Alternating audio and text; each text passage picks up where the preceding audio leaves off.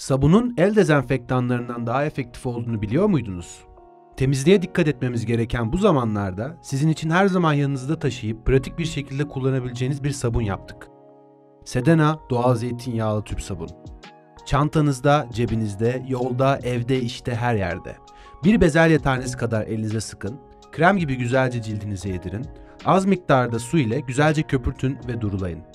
Kuzey Ege'nin yemeklik kalitesindeki zeytinyağından tamamen doğal, cildinize dost bir sabun. Sedena. Hemen sipariş vermek için aşağıdaki linke tıklayınız.